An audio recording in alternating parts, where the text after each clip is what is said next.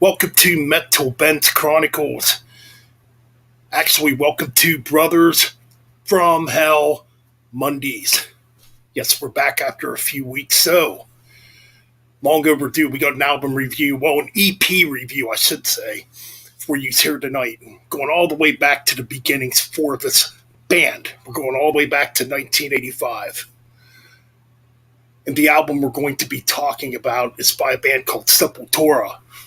That's right. Bestial Devastation, released on December 1st, 1985. That's right, on Cogumelo Records, if I'm pronouncing that right, anyways. So, yeah, that's the label it originally came out on. Now, this was originally released as a split with another Brazilian band called Overdose, which was more of a. They had more of a power metal sound early on, but they also had elements of speed metal and early thrash metal too. And that EP is that split, I should say, is very, very hard to find. Now, Roadrunner would re-release this, obviously, and put it on Morbid Visions. There's a couple different reissues of that. There's a 1997 version, and I think the other one came out in 1990. Yes.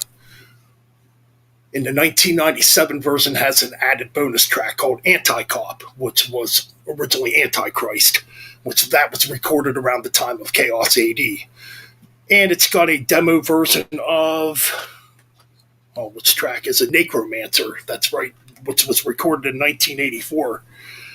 So yeah, either or, we're going to get right into the track listing here. It's a very short one, so bear with me here. So obviously, this was produced in 2 days, in August of 1985. I guess within them 2 days, the band was fighting with the producer because the producer wanted to clean it up, and the band's like, no, we want this to sound raw and very primitive, in the style of like Venom, because that's what they were influenced by, in early Sodom. And Celtic Frost and Hellhammer. So, anyway, this EP clocks in at 15 minutes and 37 seconds. That's right. Now, it says it's produced by Sepultura on here. I'm not sure who the other producer would be, but either or. So, yeah, let's get into the tracks here. Okay. So, obviously, it opens up with spoken words titled The Curse. Begins very demonic, very chilling. And this was done by a friend of the band, the intro to this little EP here.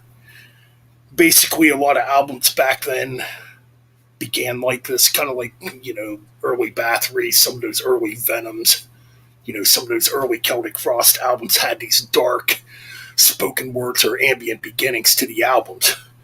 But then quickly, it unleashes and turns into a fury of early blackened thrash, blackened death metal, with the title track Bestial Devastation, which is absolutely brutal and intense. Yes. And the unique thing about this is, well, definitely the production, because the production gives it that uniqueness, the rawness, and Igor did not have a real drum kit yet on this, which is kind of weird. I forget exactly what he was using for a kick drum, but he had a snare drum. I think he had like a tom drum he was using for the bass effects. He just had a snare drum and a tom drum. I think like maybe one or two cymbals, and that's it. So yeah, and it's a brutal track. You could definitely tell it's a predecessor to what you would hear in a lot of death metal and blackened death metal going into the 90s and further, And up to this day, we still get black and death metal bands coming out, in the underground. So, yeah, Bestial Devastation's a great track. I like the mid part of this track, too, where it breaks down and gets very dark and heavy, So up next, we got Antichrist. That's right. Now, this was co-written by Wagner Antichrist, who went on to Sarcophago. Yes, he was an original member of Sepultura. Now, rumor has it he's on the, I believe it's the Necromancer demo that's on here. Well, it's just one track, but it's rumored he's actually on that track. I don't know how factual that is because nobody can really prove it. Well, Max and Igor would probably know, you know. Either we're Antichrist, holy crap, the song's brutal, you know. Now, this would be one of the earliest examples of what you would hear a lot of in death metal, too, going into the future with the tuned down guitars, the blast beats. I would say this is pretty intense for 1985, you know, and, you know, this would be in the beginnings, too, of the extreme metal realm, too, you know, because, you know, you had bands like Sodom, Creator coming out, Destruction coming out, you know, and you know this proto black metal. You know, you had Bathory coming out, you know, Hellhammer and stuff like that coming out. But to me, this track seems like it's a bit heavier compared to some of that. You know, like I said, it's down tuned. You know, and it's one, like I said, it's one of the first tracks to feature blast beat. You know, that I can think of. I mean, to go like really intense with it though. You know, but this track, man, it's just absolutely killer, man. You know, and it's amazing to me how just raw and intense this track is too. You know, yeah, you just get this dark, murky, evil feel when you listen to it. Okay, so then we go into Necromancer. Now this track is again a continuation of the other two tracks. Begins very heavy. It's kind of, it's weird to me. It kind of has like this marching beginning, like you're marching into the depths of hell on this track. You know, that's the kind of vibe I get with the intro and the beginning of it. You know, with the rips, it's just heavy, crushing. Gets really fast and thrashy, and you know you get some tremolo picking on this track too. You know, and I really like Max's raw vocals on this track too. And the lead guitar work on here, yeah, it's not technical, it's just shreddy and fast, but you know what? It fits for what it is, you know. Because for stuff like this, you know, you can't have pretty melodic leads at all. I mean, this is just shreddy, intense shit going on here when it comes to the guitar solos, you know. Anyways, moving on. We go to Warriors of Death, the final track on here. What a killer way to end this EP, man. Absolutely fast, ferocious, has some pretty catchy riffs too. You know, especially the midsection where it breaks down, man. It's just got this dark, heavy evilness to it, you know, when it breaks down, it gets heavier, you know, in the middle, you know. And I really like the interlude between Jerio and Max on this track too when it comes to guitar work.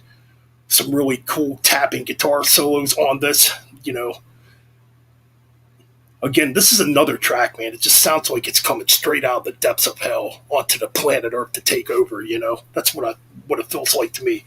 Warriors of Death, one of the best tracks on here. I think every track on here is pretty damn good myself. The raw production, I think the production on here is perfect for what it is. Because if this had clean production, it wouldn't sound the same. You know, that's just my humble opinion. So yeah, I think the EP's really good. I should mention too before I turn it over to Music of Destruction here, lineup wise, because they had those typical black early death metal nicknames too prior, you know. So you have Max Possessed Cavalier on vocals, rhythm guitar. You have Jerio Tormentor on lead guitars, and he played bass on this record. So yes, that's one thing I should point out too. Paulio Jr. does not play the bass on Bestial Devastation. It's Jerio doing all the bass work.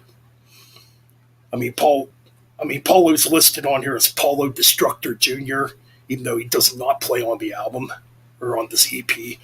And you have Igor Skull Crusher Cavalera on the drums and percussion. Man. Notably, too, this is an album, or I keep calling it an album, but this is an EP. You know, that when it comes to early extreme metal, I don't hear a lot of people talk about this EP because I think this EP is just as important for the development of thrash metal, or for the development of black and thrash metal, black and death metal, and probably black metal to an extent, and early death metal. I think this EP is just as important. But that's my review of Bestial Devastation. I give this little EP a freaking 10 out of 10. All right, so now I'm going to turn it over to Music of Destruction, and he'll give his thoughts on this classic EP from 1985. All right, man. As always, it's an honor to be here once again, collaborating with my brother, Metal Bands Chronicles. Thank you very much for having me on your channel here tonight, man. And this is a South American death thrash black metal classic. It has elements of all three of these genres, and it would help to, like Ben said, expand on the foundation that would come later with the later 80s bands and the 90s bands and stuff like that. And many, many bands of the 90s definitely cite Sepultura's early work as some of their main influences. You got the best of all three worlds here. Released in 85, like Ben said, on Cogumelo Records. This was before they were signed to Roadrunner. Ben already gave you the lineup and stuff like that. So yeah, the album opens up with The Curse. This is a dark, ominous, demonic opening that immediately disturbs the soul and sets the tone for this dark journey that this album is about to take you on into a pretty cool way to start out this EP. Next up, you have the title track, Bestial Devastation. And this is some of the most primitive South American death black thrash of all time. And it really reminds me of Sarcophago's INRI in a lot of ways, even though Sarcophago was a bit more extreme on INRI. That album wouldn't come till 87, but I do hear some Sarcophago in here as well. The power and aggression of this track is incredible. The riffing is brilliant, as is the drums, the bass, the vocals. There's even some black metal elements on this track as well as to go with the death thrashing madness. And overall, it's destructive as all hell. The production on this album is raw and primal, the way it fucking should be. I can't stand metal that's too cleanly produced at all. Next up, we have Antichrist. And like Ben said, this really sounds like Sarcophago, and like the dude from Sarcophago was pretty sure he was on this track, like Ben said. It's just primitive, evil, black death thrashing insanity. You have raw, aggressive rage and intensity that permeate this masterpiece of a track. It's got blast beats, and they are the first of its kind with Sepultura, and the evil atmosphere on this one is compelling and very dark and disturbing. And I would say this is a pure black metal track with some intense thrash death metal elements on it as well. And what this album really did for Sepultura was push them in the direction that you would later see on Morbid Visions in 86, and then Schizophrenia, I believe that was 87, and then Beneath the Remains was 89. So you could certainly hear that foundation building early on for what the band would become known for when they really refined their formula on albums like Schizophrenia and Beneath the Remains. But I don't think that anybody should overlook Bestial Devastation or Morbid Visions. And I don't like the crap that people talk on Morbid Visions, because that's actually my favorite Sepultura album. And just the primitiveness of that record is undeniable, just like here on Bestial Devastation. And as Ben said, I believe these are two of the most important extreme metal albums of the mid-'80s would be Bestial Devastation and Morbid Visions, and that they cannot be overlooked, because you wouldn't have masterpieces like Schizophrenia, Beneath the Remains, or Arise if it wasn't for these two records. So people really need to pay attention to these two albums. Now, next up, we have Necromancer, and this is another brilliant black thrash metal attack of pure savagery. You do have some death metal elements on here as well, and lots of aggressive brilliance that destroys your skull as the intense, blasting, cacophonic drumming, visceral, violent guitar work, and Max's vocals deliver pure audio punishment here, smashing you into oblivion. This track is so goddamn sick, man, but this only continues to get better as this EP continues forward here. Next up, you have Warriors of Death, and this one is a bit more of a thrash death metal attack. Yes, there's a little bit of black metal here, but not as much as the previous two tracks, but it's a very primal onslaught of death and mayhem, pure carnage, and it's a bit more straightforward in terms of the songwriting, but no less aggressive and brutal as the track demolishes you into dust and evisceration.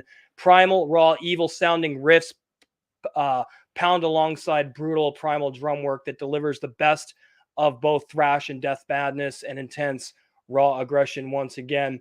Next up, we have another black thrash metal masterpiece with the demo version of Necromancer, and this really sounds a lot rawer and primal than the other version. However, it's just as good, and I really enjoy both versions of Necromancer. I love the original version and the demo version because they're just absolutely fucking incredible. And as I said, this is a goddamn must own. If you love early thrash death black, you can't go wrong with Bestial Devastation or Morbid Visions.